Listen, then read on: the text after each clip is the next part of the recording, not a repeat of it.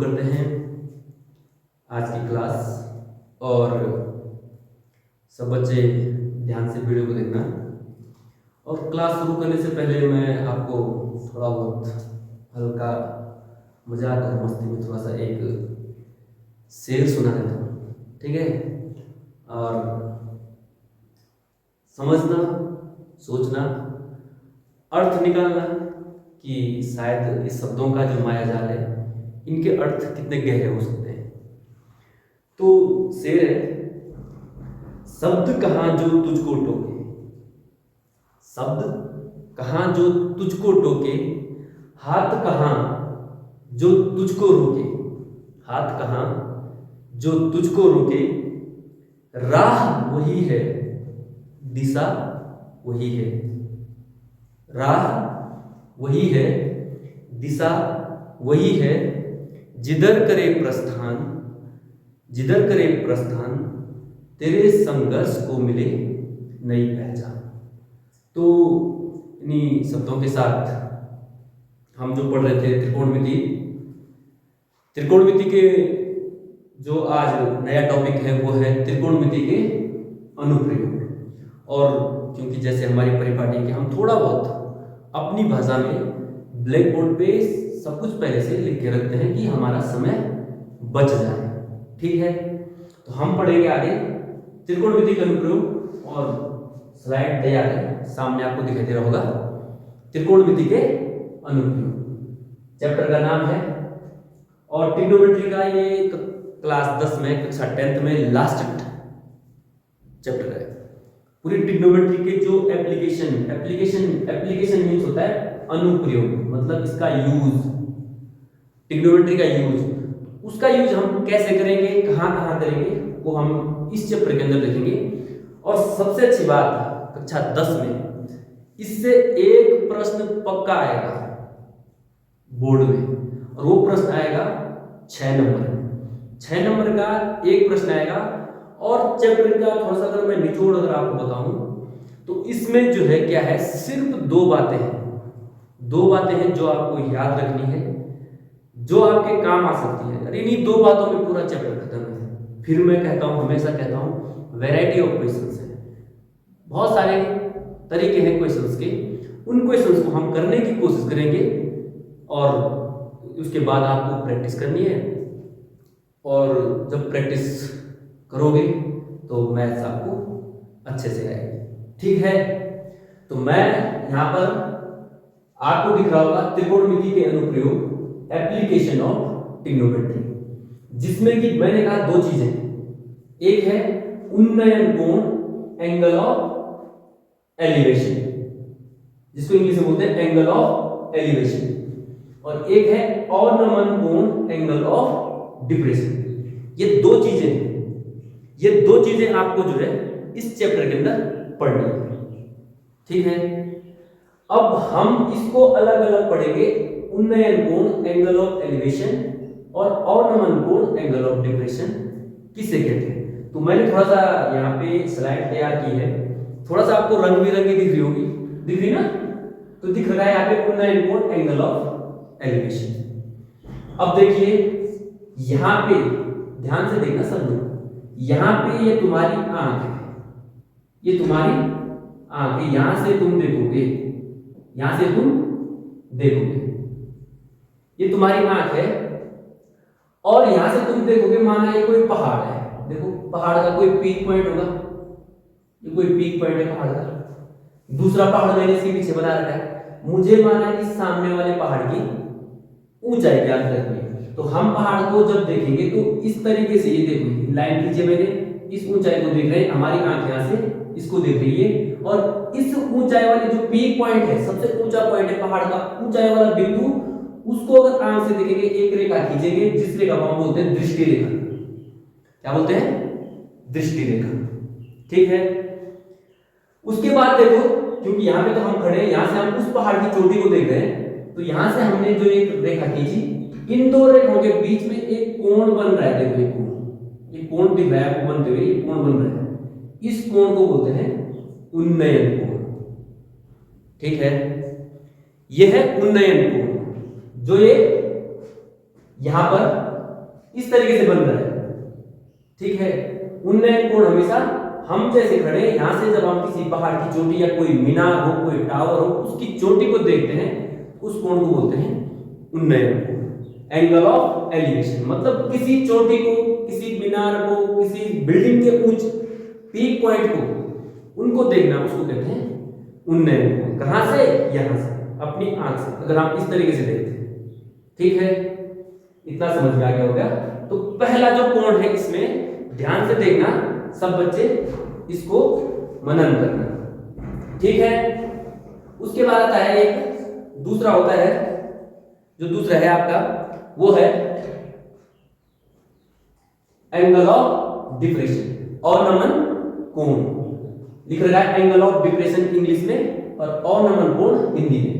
अब तुम देखो, अब सोचो, माना तुम किसी बिल्डिंग के, माना मैंने अभी एक प्लेन बना रखा है, जहाज बना रखा है, आप इस जहाज के यहां पर हो, इस पॉइंट पे हो, और यहां से ये आप देख रहे हो, यहां से क्या देखोगे? जब आप ऊपर हो, कोई चीज देखोगे नीचे, तो ऐसे देखोगे नीचे, तो यहां से एक रेखा खींचेगी अपनी आंख से नीचे कोई चीज देख रहे हो आप, या किसी बिल्डिंग के ऊपर से आप कोई चीज नीचे देखते हो, किसी बॉल को देखते हो, माना ये बॉल है, यहाँ पे आप किसी बिल्डिंग से किसी बॉल को देख रहे हो, और अपनी आंख से एक सीधी रेखा मैंने खींची, इसको बोलते हैं दृष्टि रेखा। यहां पे दृष्टि रेखा, ये तो आधा रेखा हो जाएगी, और दृष्टि रेखा, सॉरी, दृष्टि रेखा ये हो जाएगी। दृष्टि रेखा ये है आपकी, यहां पे दृष्टि रेखा, आप नीचे देख रहे हो, ये दृष्टि रेखा है, ये दृष्टि रेखा है, और ये आपकी देखो, ये आपके सीधे ये वाली रेखा, ये और ये दृष्टि रेखा, आप नीचे देख रहे हो ना बॉल को, तो ये जो कोण बन रहा है यहाँ पे, ये वाला जो कोण बन रहा है, इस कोण को बोलते हैं अवनमन कोण। ये दिख रहा होगा आपको, एक अवनमन कोण, इस रेखा और इस रेखा के बीच में जो ये बन रहा है, इसको बोलते हैं अवनमन कोण या एंगल ऑफ डिप्रेशन, ठीक है। तो दो कोण है इसमें इंपॉर्टेंट, एक है एंगल ऑफ एलिवेशन, एक है एंगल ऑफ डिप्रेशन। अगर सिंपल वे में बताऊं तो सिर्फ आंख का अगर ऊपर देखना एंगल ऑफ एलिवेशन, और आंख को नीचे झुका के देखना, जमीन पे देखना, एंगल ऑफ डिप्रेशन। और बीच में जो आपकी आंख के बिल्कुल ये जो बेस लाइन है, आधार रेखा है, इसको तो आप लोगे, चाहे आप जमीन पे हो या किसी मीनार की ऊंचाई पर खड़े हो, ठीक है। इतना सभी को समझ लेना है, क्योंकि पूरे जो चैप्टर है, पूरे जो पार्ट है, उसके अंदर आपको सिर्फ ये दो चीजें मिलेगी, angle of elevation, angle of depression. बार बार कह रहा हूं, इसलिए कह रहा हूं कि तुम्हारे दिमाग में ये दोनों कोण घुस जाएं। सिर्फ आंख का अंतर है, एक बार ऊपर देखना चोटी को, एक बार नीचे बॉल को देखना है। इनमें ही एंगल ऑफ एलिवेशन और एंगल ऑफ डिप्रेशन है। जिस बच्चे, जिस छात्र छात्रा को ये समझ में रहेगा, वो इस प्रकार के क्वेश्चंस कर लेगा। और सबसे अच्छी बात बताऊं, सबसे अच्छी बात है, इस पार्ट के अंदर आपको चित्र फिगर बनानी ही बनानी है। जिसने चित्र सही तरीके से बना दिया, वो उसके बाद क्या है, उसके बाद तो गणित की सॉल्विंग है, और ट्रिग्नोमेट्री का जो हम एंगल्स पढ़े पीछे, जो फॉर्मूले पढ़े, साइन कॉस टेन पढ़े, उनका यूज करना है, और आपको डायरेक्ट आंसर मिलेगा, ठीक। तो मैं कोशिश करता हूं, अगर आपके समझ में ये दो टाइप के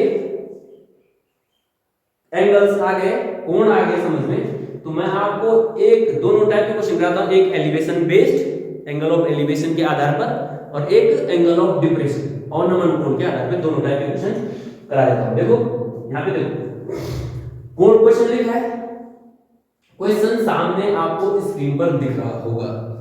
स्क्रीन पे क्वेश्चन लिखा है, आप क्वेश्चन को पढ़ो, सोचो, समझो कि किस प्रकार की आकृति हम बना सकते हैं। मैंने क्वेश्चन लिखा है, देखो, एक 80 मीटर चौड़ी सड़क, सड़क कितनी मीटर चौड़ी है? 80 मीटर।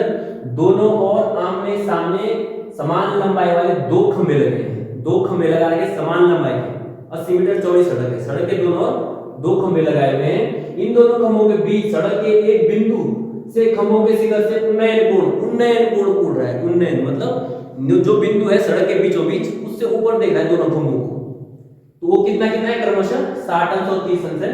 खंभों की ऊंचाई ज्ञात करनी है, खंभों से बिंदु की दूरी ज्ञात कीजिए। हम दोनों चीज निकालेंगे, ठीक है।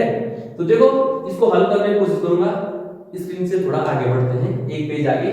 आपको मैंने चित्र बना के रखा है, देखो यहाँ पे सामने दिख रहा होगा। ये दो खंभे हैं, एक खंभा है यहाँ पे लिखना दिया है, चित्र बना रखा मैंने। क्यों बना रखा? क्योंकि समय की बचत के लिए, समय बचाना है हमने, समय बचा के हमने काम करना है, इसलिए मैंने चित्र बना के रख दिया। अब हम तो सॉल्विंग समझेंगे और इस चित्र को आना मेरे समझ में, क्योंकि क्वेश्चन आ गया है और क्वेश्चंस को मुझे आप तक पहुंचाना है ना। तो देखो ये दो खंभे हैं, एक खंभा ये है, एक खंभा ये है, लेकिन क्वेश्चन में बोल रहा हूं समान लंबाई के दो खंभे। समान लंबाई के दो खंभे मतलब जो ए बी, एक खंभा है ए बी, दूसरा खंभा है सी डी, ये दोनों क्या है बराबर लंबाई के। लंबाई मैंने मान ली कि एच, क्या मान ली कि हाइट एच। ये और ये खंभा दोनों समान लंबाई के बराबर है, इक्वल है, ठीक है। इसके बाद देखो यहाँ पे सड़क पे एक बिंदु है, ये बीचों बीच ये सड़क है, 80 मीटर चौड़ी सड़क है। बीडी कितना है 80 मीटर, इस बीडी क्या है चौड़ी सड़क है, कितने 80 मीटर। लिख दो इसे, सब कुछ लिख दो, लिख दिया 80 मीटर चौड़ी सड़क है। इसके बीच में मैंने एक बिंदु लिया, इस बिंदु से इस खंभे के शिखर को देख रहे हैं तो उन्नयन कोण ये वाला होगा। ये देखो मैं इसको काला ये थोड़ा रंगीन कर रहा हूं। इसका उन्नयन कोण कितना बोल रहा हूं 60 अंश, और इधर से इसी बिंदु से अगर दूसरे खंभे के शिखर को देखा तो उन्नयन कोण बन रहा है 30 अंश। इतना सबके समझ में आना चाहिए, ठीक है। अब बोल रहा हूं कि खंभे की ऊंचाई ज्ञात करनी है हमने और ये दूरी भी ज्ञात करनी है, यहां से लेकर यहां तक और यहां से लेकर दोनों खंभों की बिंदु से दूरी। इस बिंदु से दूरी माना इसको मैं x मान लेता हूं और इसको तुम y मान लो। o से तो लिख दो यहां पे o से b तक की दूरी ob, इसको x मान लो, और o से d तक की दूरी od, इसको y मान लो। आपने क्या क्या निकालना है, x भी निकालना है, y भी निकालना है और h भी निकालना है, दोनों खंभों की ऊंचाई भी निकालनी है। तो अब तो इसको हल करना है, चित्र मेरे पास है, चित्र तुम्हारे पास है, तुमको इसको हल करना है। हल करने के लिए हम क्या करेंगे, त्रिकोणमिति के अनुप्रयोग, जो त्रिकोणमिति के अनुप्रयोग हैं उनको हम इसमें लगाएंगे। अब कैसे, ये देखो यहां आप देखोगे आपके पास दो त्रिभुज सामने दिखाई दे रहे हैं। एक त्रिभुज है ए बी ओ, एक त्रिभुज है सी डी ओ, और सबसे अच्छी बात है कि दोनों त्रिभुज कैसे हैं, समकोण त्रिभुज। कैसे त्रिभुज है, समकोण त्रिभुज। अब देखो मैं लूंगा यहां पे, देखो मैं प्रतिमा करूंगा समकोण त्रिभुज ए बी ओ में, समकोण हल करने का तरीका है समकोण त्रिभुज ए बी ओ में। ए बी ओ में देखो आप लगाओगे, क्योंकि गणित में आपको साइन कॉस टेन, ये आपको ऊंचाई और आधार पता है। ऊंचाई ये है मतलब लंब और आधार पता है। लंब और आधार का जो संबंध है वो होता है टेन थीटा, टेन का जो कोण होगा। तो हम लगाएंगे टेन थीटा। कोण क्या है यहाँ पे इस त्रिभुज में, कोण है 60 अंश, कोण है 60 अंश, टेन 60 अंश। लंब ये है h और बटे आधार क्या है, आधार मैंने भी क्या मान लिया है x। टेन 60 का मान कितना होता है वर्गमूल 3। थोड़ा जो पीछे आपने पढ़ा त्रिकोणमिति तालिका, उसमें मैंने डायरेक्ट टेन 60 का मान बता रखा है। टेन 60 का मान जो होता है वर्गमूल 3, मुझे याद है, मैं चाहता हूं सब बच्चों को याद रहे, आप डायरेक्ट यूज करना इसका मतलब टेन 60, और इस x की गुणा इधर वज्र गुणा गया x, ये बराबर h, ये हो जाएगी तुम्हारी पहली समीकरण। छोड़ दो यहां पे छोड़ दो। अब थोड़ा सा हम दिमाग यहां पे लगाएंगे। जो हमारा y होगा, y जो होगा, तो y क्या है हमारा OD पूरी है 80 में से x घटा देंगे तो y बच जाएगा, मतलब मैं बोल सकता हूँ y का मान है 80, क्योंकि चौड़ी 80 मीटर सड़क है, एक x है, एक टुकड़ा x है, तो बची 80 ऋण x। y का मान जो होगा मेरा वो 80 ऋण x होगा। ये वाला देखो, ये 80 है, 80 में से x गया तो OD बच जाएगा, OD बराबर y मान रखा, y बराबर 80 ऋण x। ये हमारा आ गया। अब देखो आगे बढ़ेंगे इसी चीज को देखते हुए। अब देखेंगे हम दूसरा त्रिभुज। दूसरा त्रिभुज पीछे देखो, CDO समकोण त्रिभुज लिखूंगा मैं यहां पे, समकोण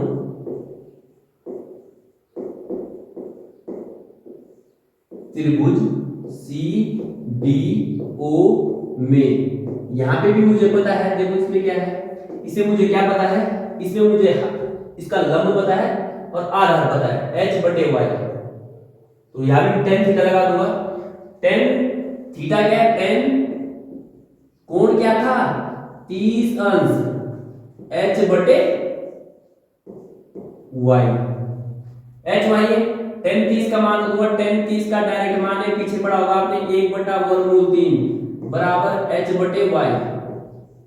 h बराबर होगा y इधर गुणा कर दोगे, y की गुणा वज्र गुणा ये y/√3, ये आ गया h। अब देखो आप पीछे जाओ, पीछे देखो यहाँ पे y का मान है 80 ऋण x, तो y की जगह रखूंगा मैं 80 ऋण x। देखो 80 ऋण x बराबर वर्गमूल/√3 बराबर h। ये मेरी दूसरी समीकरण आ गई। अब देखो यहां पे अच्छे, अब दो समीकरण आपको प्राप्त हो गई, एक पीछे, यहां पे देखो एक पीछे h बराबर x वर्गमूल 3, और एक समीकरण ये आपको पता हो गई h बराबर, दोनों h है, ऊंचाई है ना दोनों, मतलब ऊंचाई दोनों समान लंबाई के दो पोल है, तो मैं इनको मतलब जब ये ऊंचाई समान है तो इनको मैं बराबर रख सकता हूं। समीकरण लिखूंगा यहाँ पे थोड़ा सा इस तरीके से, समीकरण 1 व 2 को हल करने पर करेंगे हम हल। समीकरण 1 से h क्या था, समीकरण 1 से h था x गुणा गया वर्गमूल 3, x गुणा गया वर्गमूल 3। अब समीकरण 2 से h क्या था, ये 80 ऋण x बटे वर्गमूल 3।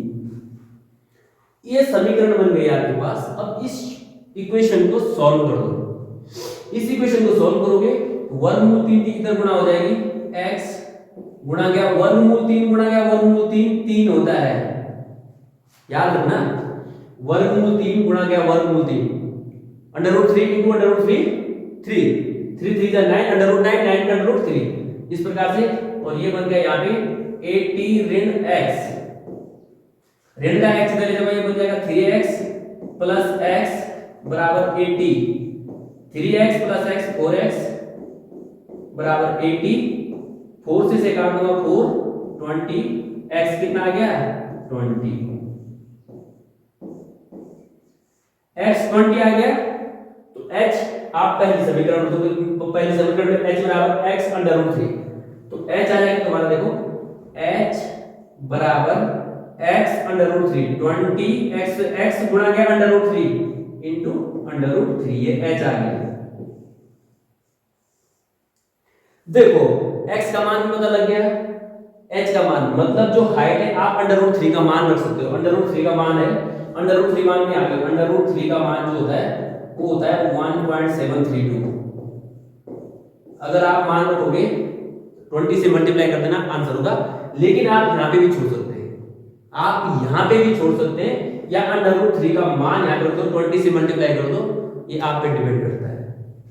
ठीक है, तो आपको h क्या माना था, ये हाइट, h निकल गया, h हमारा निकल गया 20 √3, ये आ गया h, मतलब खंभों की ऊंचाई, जितना ऊंचाई खंभा होगा उतना ही ऊंचाई खंभा होगा।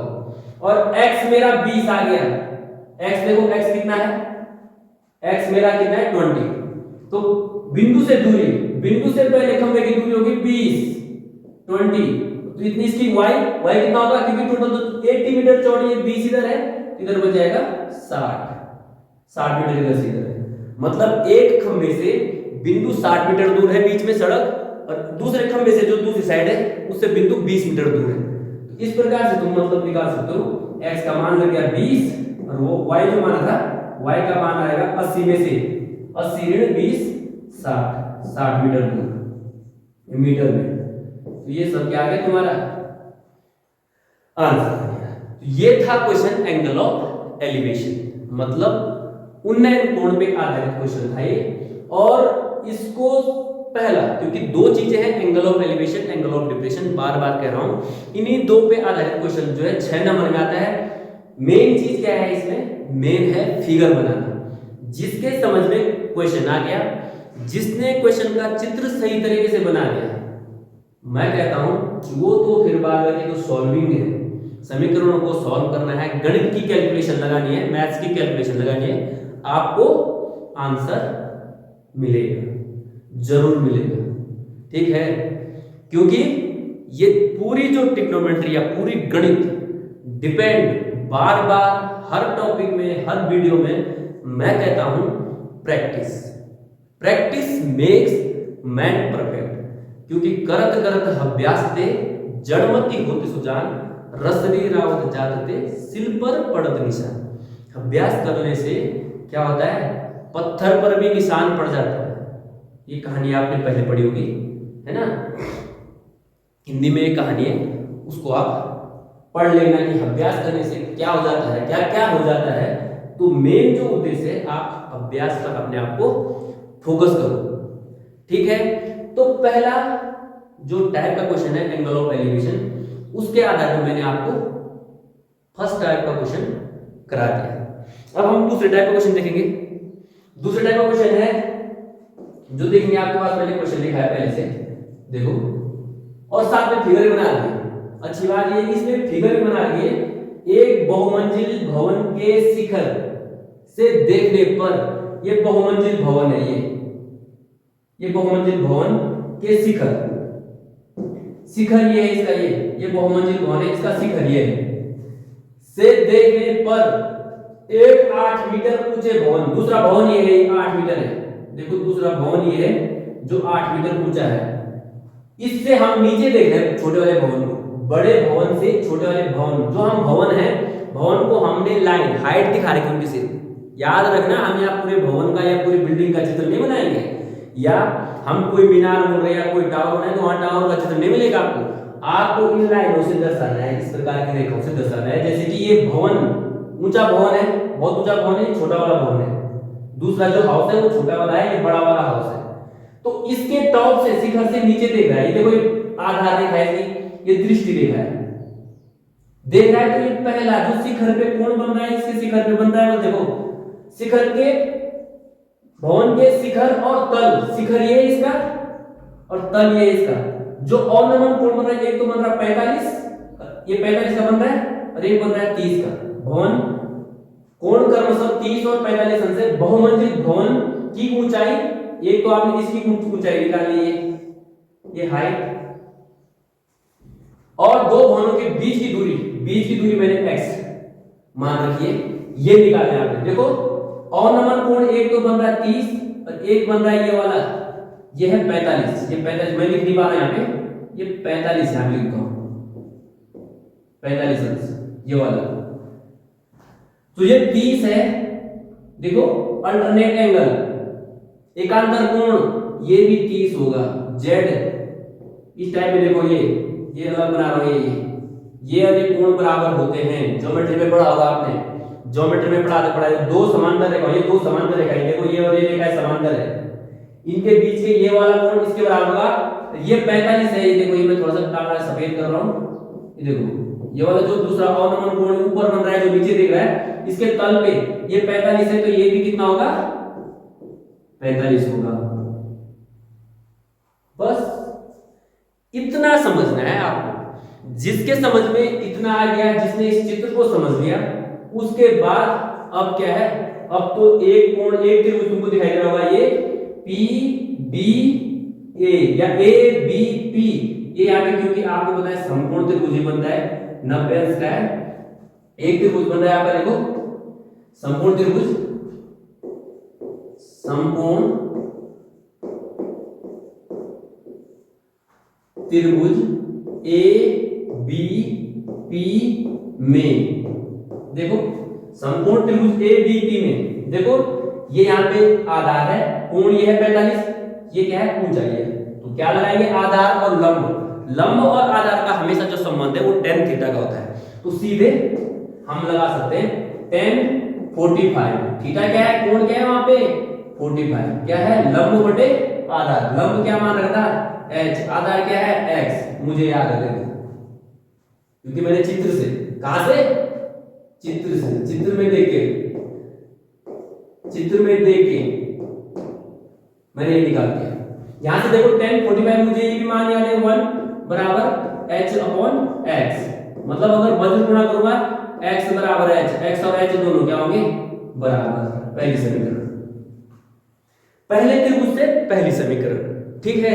अब आप दूसरे त्रिभुज देखो, दूसरा त्रिभुज कौन सा है DCP, देखो ये भी समकोण त्रिभुज है, लिखेंगे हम यहाँ पे समकोण त्रिभुज, समकोण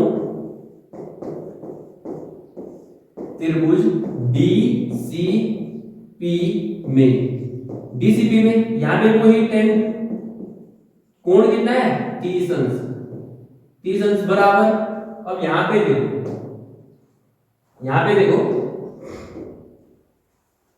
यहां पे लंब ये है यहां से लेकर यहां तक, ये PC ये है और आधार तो x है, तो मैं PC बटे x लिख सकता हूं, यहां पे क्या लिखूंगा PC, नाम दे दो उस भुजा का, और बटे x, tan 30 का मान मैंने बचाया 1 बटे वर्गमूल 3, ये PC बटे x। अब PC क्या होगा, PC जरा पीछे जाओ, PC क्या होगा, PC क्या होगा ये वाला PC, क्योंकि PC का जो मान होगा वो होगा कितना, h तो ये है उतना पूरी, और इतना हमको पता है क्योंकि ये 8 मीटर है, तो ये छोटी वाली बिल्डिंग ये भी 8 मीटर है, आमने सामने की भुजाएं ये यहां से लेकर यहां तक है 8 मीटर है, 8 मीटर है, जो PC होगी ये h में से h ऋण 8, ये हो जाएगा PC। पूरी हाइट में से अगर कितना घटा देंगे तो कितना बच जाएगा, पूरी हाइट में से अगर कितना घटा देंगे तो कितना बच जाएगा PC, h ऋण 8, तो मैं लिख सकता हूं वहां पे 1 बटे वर्गमूल 3 बराबर h ऋण 8, PC की जगह रख दिया, बटे x, x की गुणा क्रॉस मल्टीप्लाई इधर कर दो, इसकी इधर कर दो, x की गुणा 1 के साथ x बराबर वर्गमूल 3 की h के साथ गुणा h वर्गमूल 3 ऋण वर्गमूल 3 के 8 के साथ गुणा 8 वर्गमूल 3, ये आ गई मेरी समीकरण दूसरी। समीकरण 1 और समीकरण 2 को हल करने पर लिखेंगे समीकरण 1 व 2 को हल करने पर,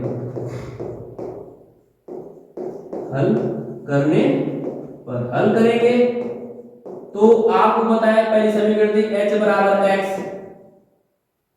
देख लो पीछे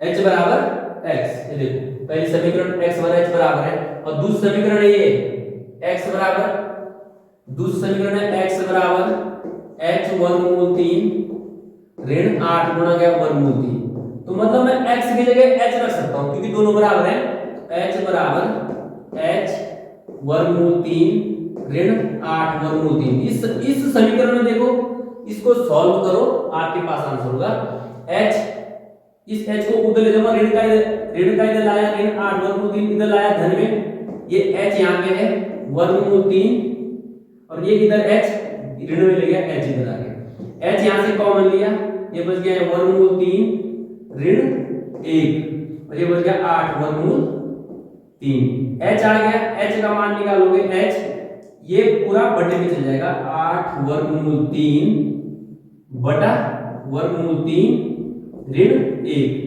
इसको आप अपने मर्जी से सॉल्व कर दो, आप यहाँ पे छोड़ सकते हो, दिस इज आंसर। और जितना h आएगा उतना ही, जितना h आएगा आपका उतना ही आपका x होगा, क्योंकि दोनों बराबर हैं। जितनी मतलब बड़े, ये पीछे देखो, जितनी इस भवन की ऊंचाई है उतनी ही उस भवन और छोटे भवन के बीच की दूरी है। ये समझ लेना क्वेश्चन। तो जितना हाइट होगी उतना ही आपका x समान है, और यही आपको क्वेश्चन में पूछ रहा है। देखो क्या बहुमंजिल भवन की ऊंचाई और दो भवनों के बीच की दूरी x है, ऊंचाई क्या है h है। दोनों आप निकाल सकते हो। कैसे निकाल सकते हो? सिर्फ मैं तुमको बार बार कह रहा हूं कि वर्गमूल 3 का मान है 1.732। वर्गमूल 3 का मान ये है। आप इसे यहां पे रखो, यहां पे रखो, जैसे मर्जी सॉल्व करोगे, इसको रेशनलाइजेशन कर दो, आपके पास आंसर आएगा। क्योंकि ये गणित है, ये गणित है, मैं सॉल्व नहीं कर रहा हूं, ये चीज मैं आप पे छोड़ता हूं। तो मेरा आपसे निवेदन होगा कि आप ये करोगे, ये सॉल्यूशन आप करो और आपके पास आंसर होगा। तो ये था ऑर्नामेंटल कोड पे आधारित क्वेश्चन ये, और उससे पहले था उन्नयन कोण पर आधारित angle of elevation and angle of depression. अब ये तो मैंने क्वेश्चंस किए आपके एनसीईआरटी के क्वेश्चन किए। अब इसके अलावा इतने सारे प्रश्न इस पार्ट के अंदर आपके पास सिर्फ एक एक्सरसाइज है, और उस एक्सरसाइज में कम से कम 10-15 क्वेश्चन है। उन क्वेश्चंस की आप प्रैक्टिस करो, आपको आएगा। एक बार नहीं आएगा, 2 बार प्रैक्टिस करो, 2 बार नहीं आएगा, 3 बार प्रैक्टिस करो, 3 बार नहीं आएगा, करते रहो, एक ना एक बार जरूर आपके दिमाग में घुसेगा। और अगर उसके बाद भी नहीं होता है तो आपके पास कौन है? सर विजय डोभाल। आप मुझसे पूछ सकते हो एनी टाइम, एनीवेयर, कहीं पे भी, किसी भी समय, ठीक है। तो ये मेरा उद्देश्य है, जो ये गणित का ये पार्ट था त्रिकोणमिति के अनुप्रयोग, इसको ध्यान से देख लेना।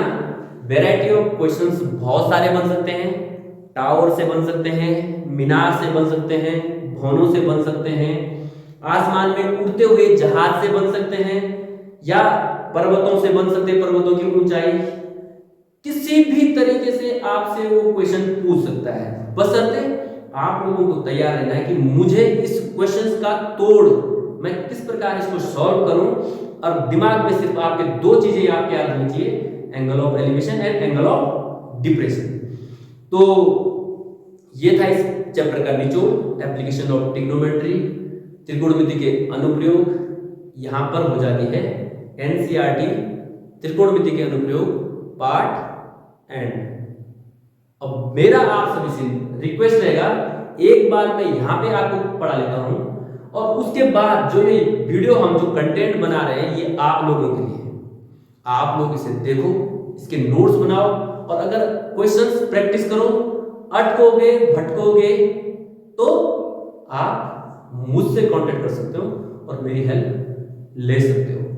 बस उद्देश्य साफ होना चाहिए, क्लियर होना चाहिए कि हमने पढ़ना है और कुछ करना है और कुछ करके दिखाना है। इन्हीं शब्दों के साथ धन्यवाद। जय उत्तराखंड, जय भारत, थैंक यू।